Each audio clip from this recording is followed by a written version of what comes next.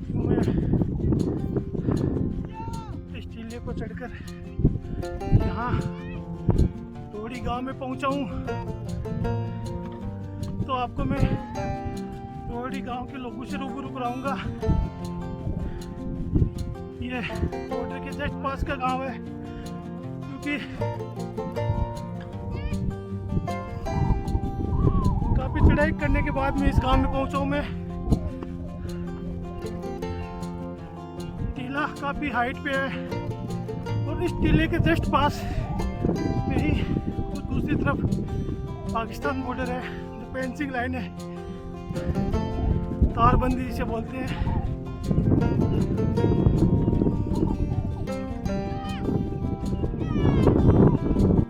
आप मेरे सामने देखिए, यह साथियों पाकिस्तान और भारत सीमा, और ये सामने आपको जो दिख रही है ये भारतीय सेना की पोस्ट है, बीएसएफ की पोस्ट है। और ये भारत पाकिस्तान सीमा पर बसा हुआ गांव रोहड़ी।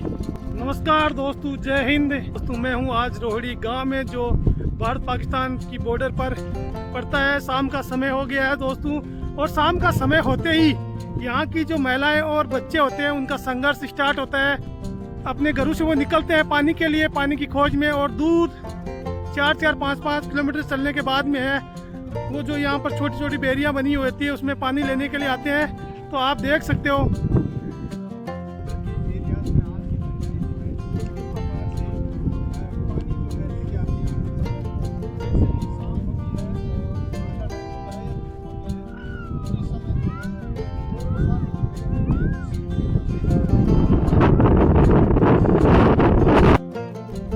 मेरे सामने किस प्रकार से इस गांव की महिलाएं हैं और छोटे छोटे जो बच्चे हैं वो पानी के लिए है।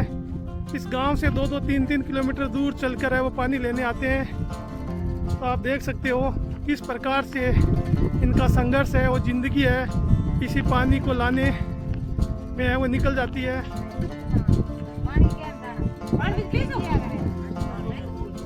तो देखिए साथियों, यहाँ छोटे छोटे बच्चे और जो महिलाएं इस गांव की है, तो बच्चे हैं वो छोटे छोटे बच्चे हैं जो नंगे पांव शाम होते ही पानी के लिए निकल जाते हैं अपने घरों से।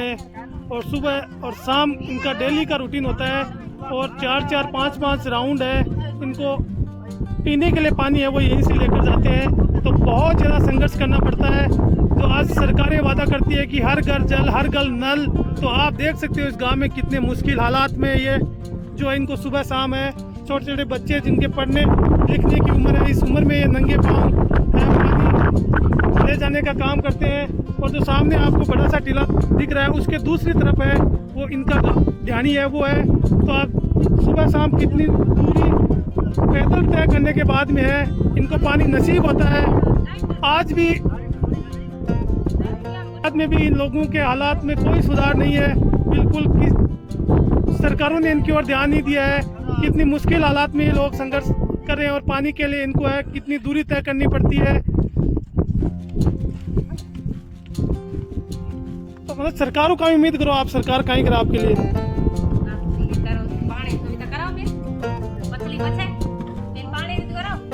पानी की है ना, तो दिन में कितनी बार था पानी के लिए, कितनी बार आना पड़े थे?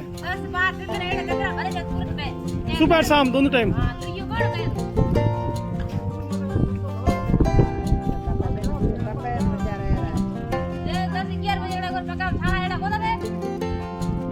ये बोल रहे हैं कि ये जो दोरा की धरती है, ये मरुस्थलीय भूमि है, ये यहाँ जो मिट्टी होती है वो बहुत तपती है, और ये नंगे पाँव जो है पानी लेने आते हैं तो इनके पैरों में है वो बड़े बड़े छाले हो जाते हैं। देख सकते हो आप।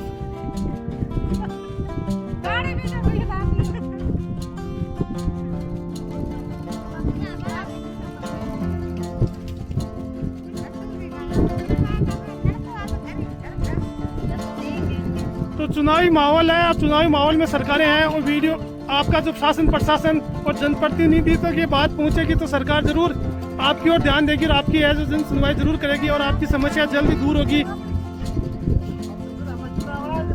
क्योंकि चुनावी साल है और चुनाव का टाइम है, तो सरकार पूरे जनप्रतिनिधि आपसे वोट मांगने आएंगे, तो आप उनको आपकी समस्याएं बताना कि हमारे लिए पहले पानी की व्यवस्था करो, फिर वोट देंगे।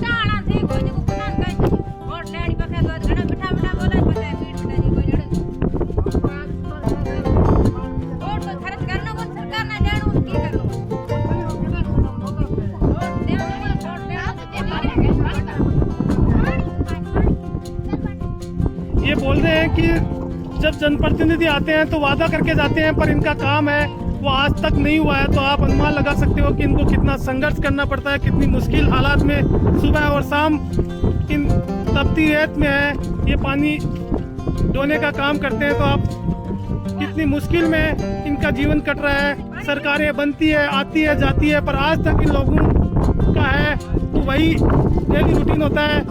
किसी भी सरकार ने इनकी ओर ध्यान नहीं दिया है, बड़ी मुश्किल से है। देख सकते हो आप कितनी मुश्किल से 100 फुट गहरी ये आपको बेरी दिखाई दे रही है। इस बेरी से पानी निकालना और अपने घर तक ले जाना पूरी जिंदगी है इनकी इसी में बीत गई है।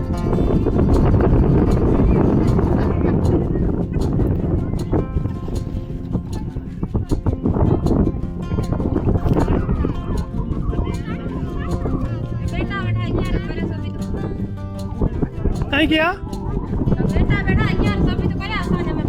सही बात है।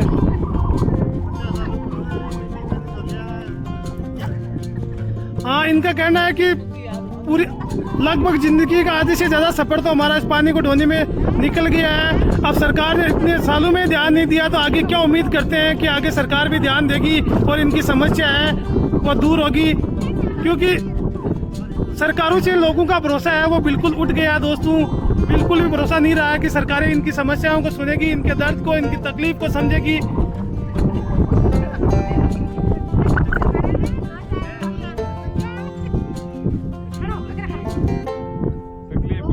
जनप्रतिनिधि आते हैं और इनको झूठा आश्वासन देके चले जाते हैं, पर इनकी तकलीफें आज भी जस की तस बनी हुई है। अब इन्होंने अपने जो बर्तन थे वो भर जाने के बाद में है।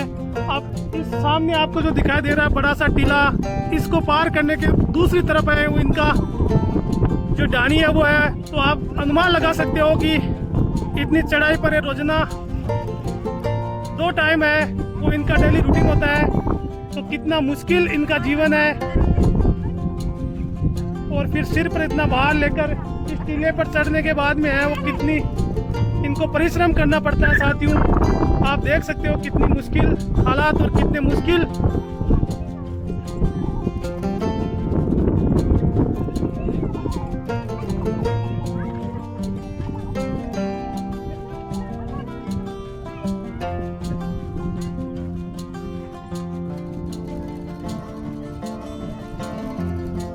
देख सकते हो दोस्तों। इस आधुनिकता के दौर में आज भी महिलाएं हैं वो किस तरह अपने सर पर है पैदल इस दोहरारी धरती में, बड़े बड़े टीलों में, बरसीले क्षेत्र में किस प्रकार से है वो आज भी अपने सर पे पानी ढोने का काम करती है।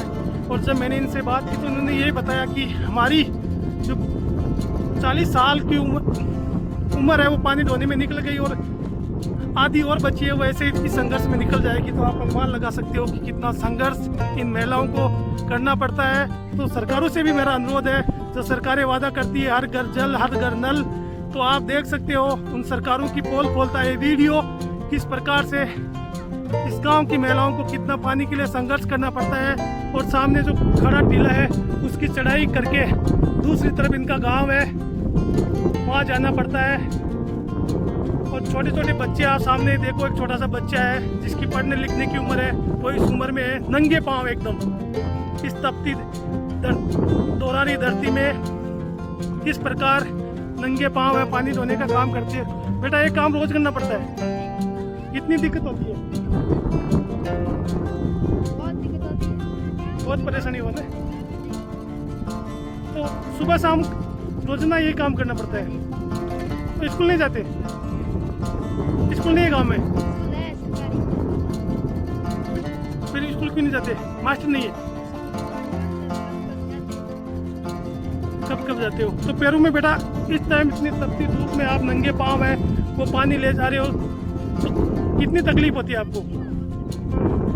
तो साथियों देख सकते हो बहुत ज़्यादा तकलीफ होती है। छोटे छोटे बच्चे हैं वो किस प्रकार नंगे पाँव है वो पानी ढोने का काम करते हैं।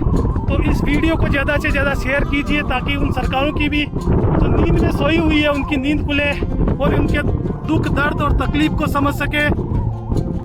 देख सकते हो दोस्तों एक छोटे छोटे बच्चे हैं वो एक बेरी के ऊपर बैठे हैं। इनके पीछे जो बेरी है वो पानी की बेरी है और इन्हीं बेरियों से पानी निकाल कर ये बच्चे हैं वो लेकर जाते हैं। रोज़ इनका डेली का काम होता है। तो यहाँ बेटा पानी लेने आए हो आप? तो यहाँ से कितना दूर पड़ता है आपका? जो 1 किलोमीटर। इस टीले के उस तरफ दोबारा गांव है। तो दोस्तों आप देख सकते हो सामने जो टीला है जो आपको ये दिखाई दे रहा होगा, इस टीले के उस तरफ इनका गांव है और उससे पैदल चलकर रोज डेली है पानी लेने आते हैं। तो स्कूल नहीं जाते आप? जाते हैं कभी कभी। तो अब नहीं जाते क्यों? स्कूल क्यों नहीं जाते बेटा? पानी भरने आते हो। तो दोस्तों आप देख सकते हो कि पानी इनको 3-4 बार पानी लेकर जाना पड़ता है। तो ये बच्चे गांव में कोई स्कूल नहीं होने की वजह से हैं वो पढ़ भी नहीं पा रहे हैं, कितनी मुश्किल हालत में है।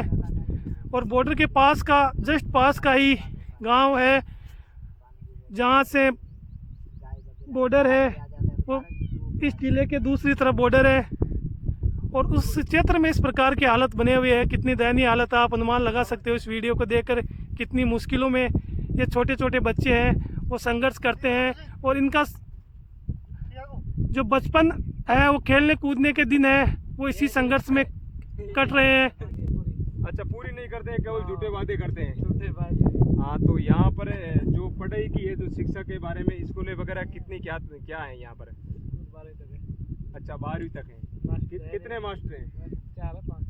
मतलब बनने में खाली बिल्डिंगें बनी है और 12वीं तक हो गई है लेकिन मास्टर नहीं है। और बच्चे पढ़ने भी चाहते हैं लेकिन पढ़ नहीं पाते हैं। मास्टर बगैर कम पढ़ेगा। आखिर पढ़े कब? वो तो पूरे दिन तो पानी लेके आते हैं तब, क्योंकि आधा किलोमीटर दूर है। अच्छा अच्छा, और लाइट वगैरह क्या सुविधा है यहाँ पर? कभी आते कभी नहीं आते। अच्छा अच्छा, ये अपना रोहिणी गांव है ना?